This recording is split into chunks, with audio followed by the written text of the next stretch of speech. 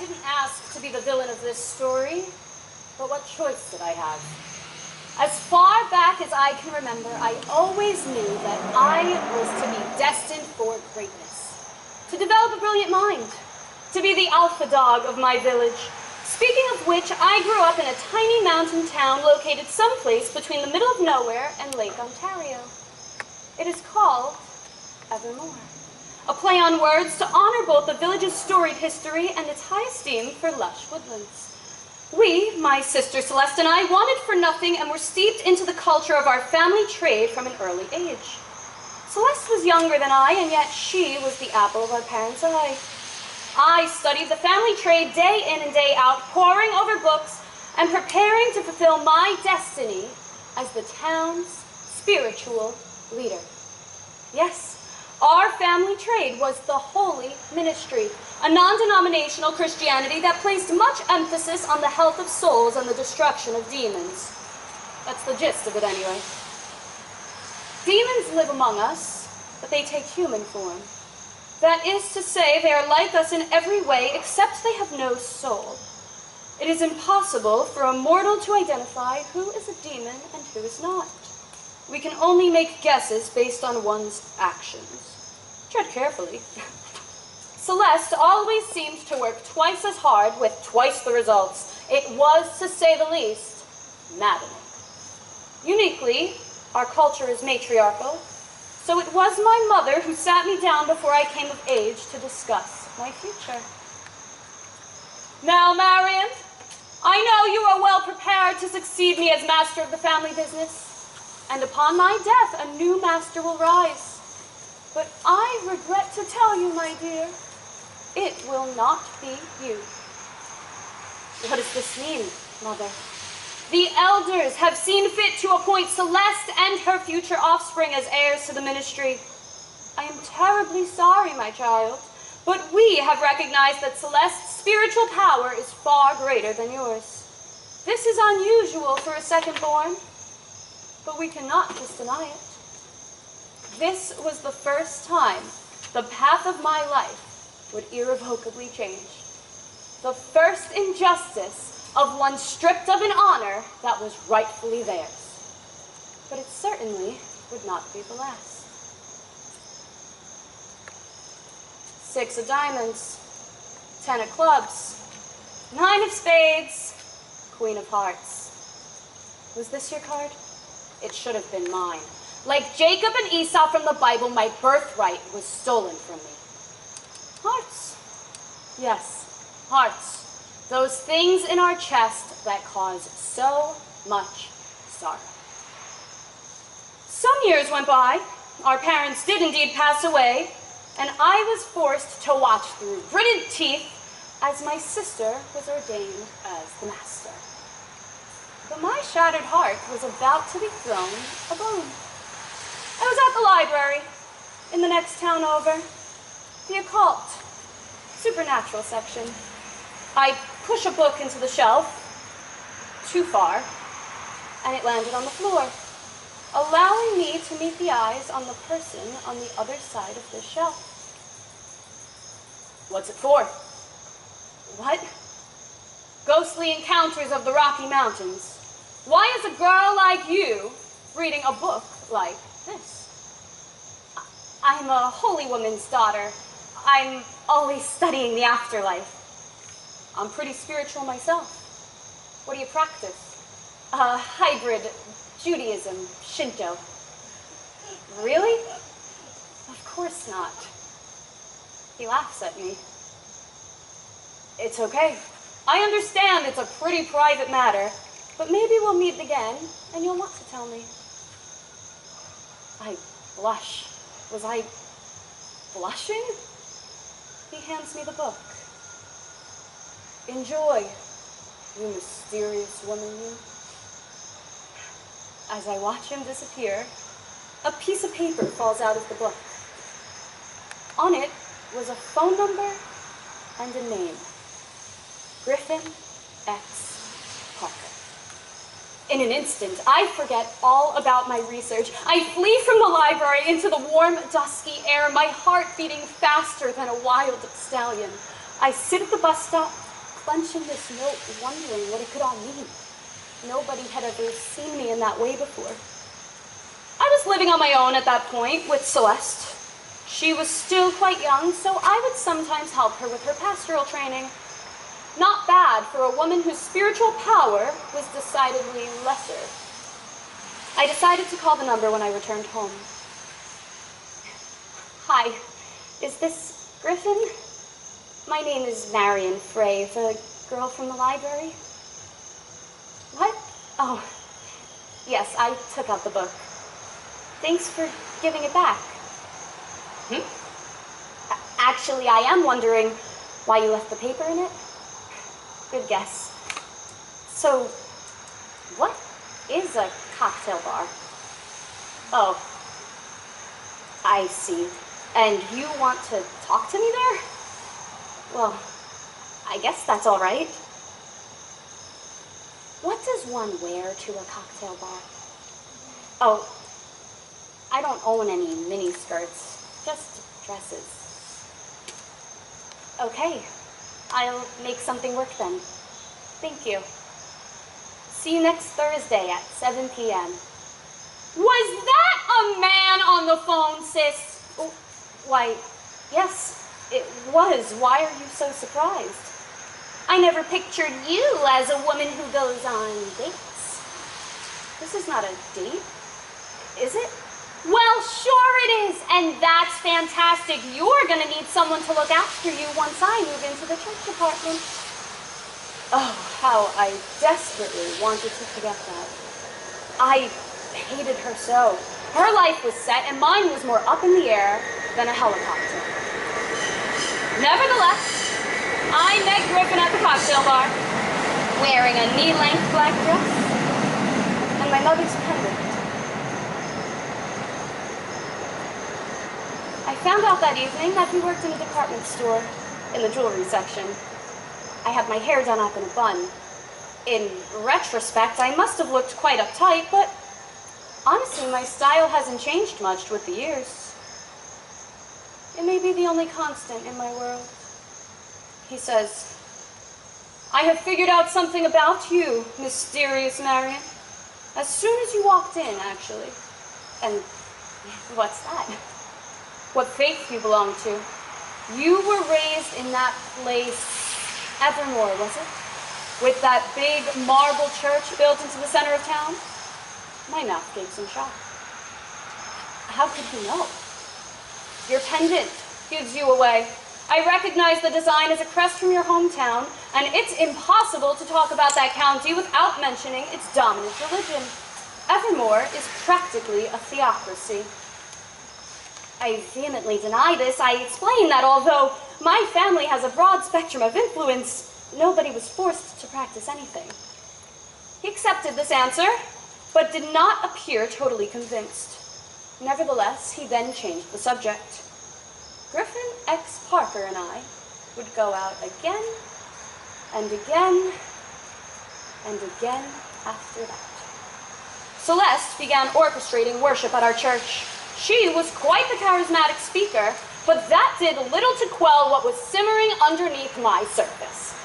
Meditation is an important component of our spirituality, but as time went on, it became less and less effective. Then I got married.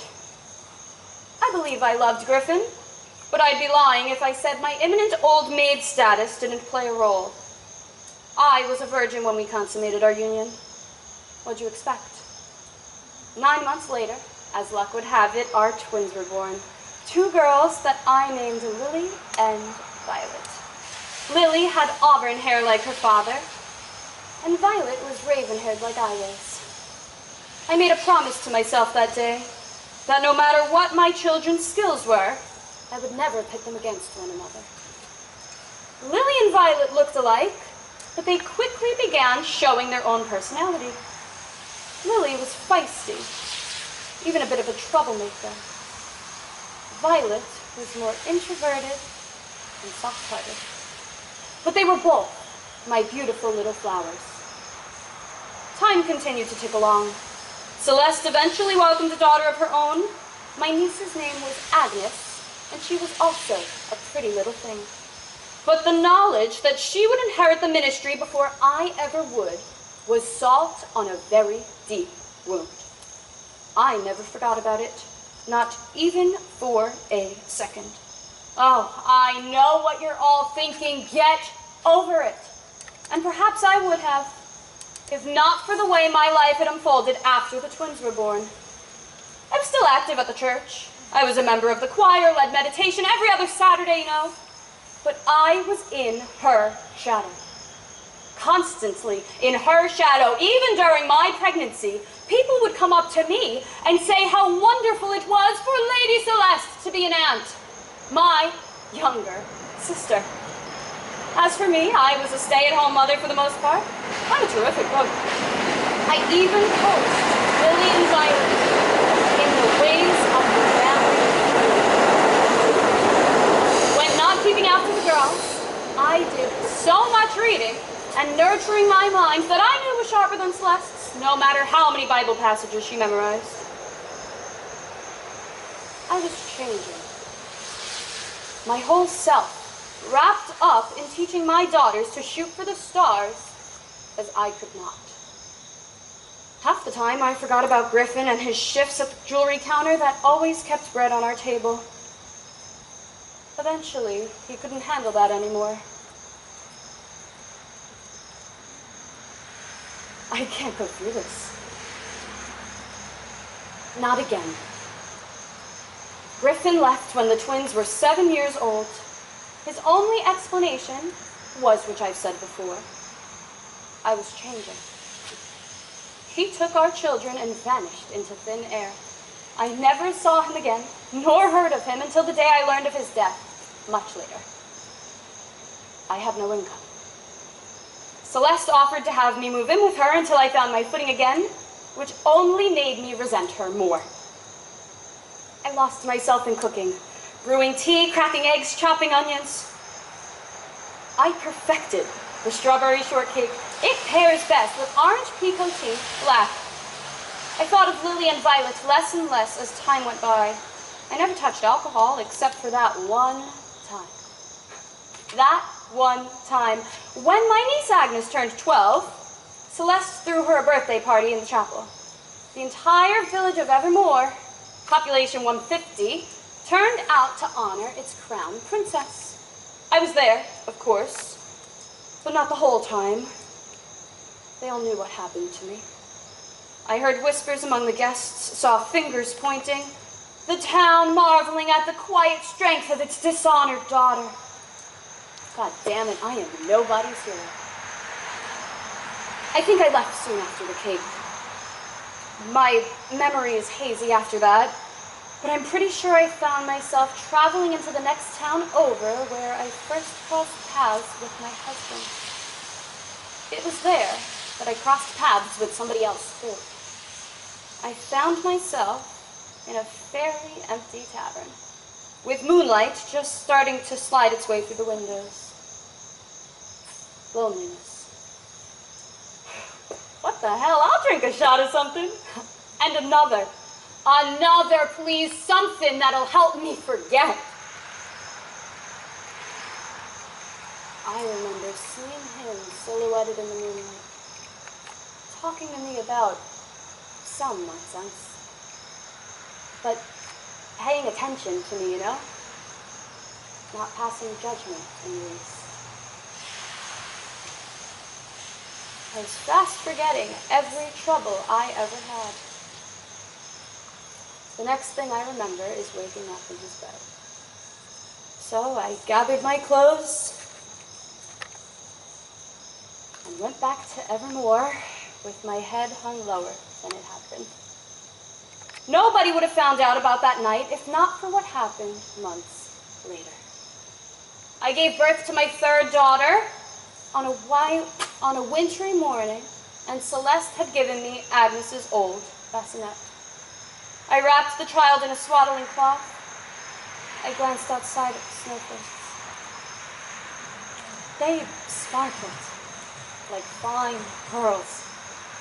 and I felt some strangely content, like somebody had flipped a switch at me. I'd always liked the name as well, so Pearl it was. And from the very beginning, I could tell that Pearl was different, special. She was a prodigy. She spoke and read faster than my other children had. In kindergarten, she had a magnetism among all her schoolmates. She played piano better than half the village. She had the bluest eyes I had ever seen. Sis, I've been wanting to talk to you about something. Celeste, I'm a bit busy hemming Pearl's dress. But that's just it, Marian. Ever since she was born, you've been even more high-strung than usual. Is everything all right? It's never been better. In fact, I feel more hopeful than I have in a long time. It's just you spend all your time fawning over the baby. I can't help but think it's unhealthy. I speak like a viper. No, dear sister. Do you know what's unhealthy? Playing second fiddle to my sister's teenage daughter for over a decade. Being mostly forgotten by people I've known my whole life. I hope you realize that the only reason Agnes has any advantage over Pearl is because she was born to you. Celeste staggers back in shock. For the first time, the pot had started to boil over, splashing scalding water onto everything below. But I was far from done. After all, I knew in my heart that Pearl was what I had been praying for. This was an opportunity, my second chance. Then came the day I broke a promise that I had made a long time ago. I received a notice from the police department in the next town over regarding my daughter Lily, who was now 15.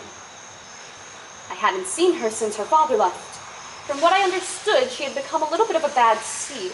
Problems at school, underage drinking, petty theft. Now she had gotten into some real trouble after they found cocaine in her purse. It was also then that I learned of Griffin's demise, leading to my twins' placement in separate foster homes. Where's Violet? I ask. What's happened to her? Violet was living in the city and thriving with her foster family. I went down to the precincts to meet Lily, and that is where I broke my promise. Hello, Marian. I guess you're surprised to see me, huh? My dear Lily, I wish I could explain. There's no need. They're going to try me as an adult. I'm ashamed to even be talking to you, but if there's anything I can do to win your approval, to mend the distance between us, you just name it. I think for a minute. Perhaps there is something we can do together. But the first thing you must know is that you have a sister. Violet, please. She's had it so easy, Marian. No. A younger sister named Pearl. She's 5 years old. There's a chance for me to give her the life you were deprived of, but I need your help. What would you need from me? I tell her the plan. I break the promise as I put one daughter above the other. Are there still drugs in her house? Where are they hidden? I procure a small bag of cocaine from a backpack she left in the yard.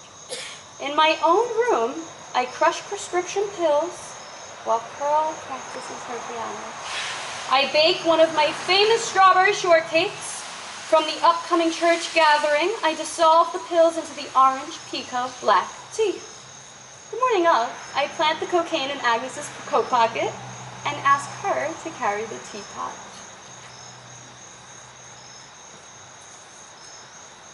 What would you do for your children? To help them claim what is rightfully theirs. Pearl would have been a better spiritual leader than Agnes ever would. It was she who deserved to inherit the family business. I would not allow it to be taken from her as it had from me. But that was only part of my motive. I also wanted Celeste to suffer. She will not drink poison tea, but I had to hit her in a place worse than death itself. So Agnes was just collateral damage. Agnes was arrested within the week after multiple parishioners fell ill and 2 died. Her fingerprints had been all over the teapot, and they, of course, found the cocaine in her jacket. I would have gotten away with it. But Celeste, always my undoing. She matched the drug found in the tea to prescriptions I had filled at the local pharmacy. Everything fell apart after that. My trial was scheduled quickly. The prosecution calls Marian Frey to the stand. Yes, Your Honor.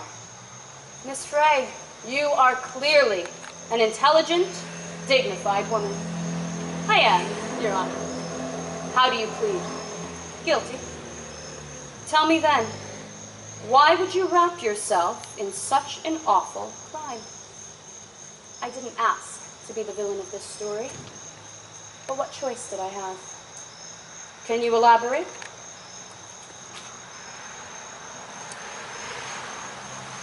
King of Hearts, God. Ace of Spades, my sister. Three of Diamonds, my children. Joker, me. You see, Your Honor, this is the hand I was dealt. From the beginning, the deck was stacked against me. But when my daughter Pearl came along, I saw an opportunity to even the playing field again. She is everything I wish I were. Even before Pearl, when my twins were younger, I tried to groom them into being worthy of the master title, but their father took them from me.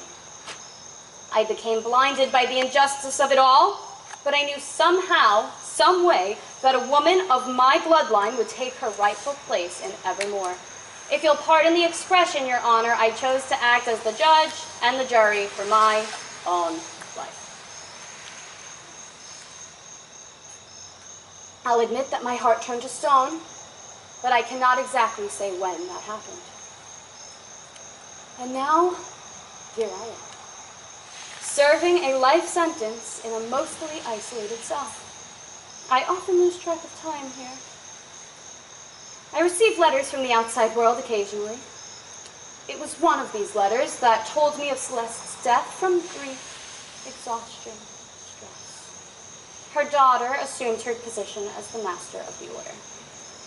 In the end, I would die for my daughters. My only regret is that there was no other way to do so.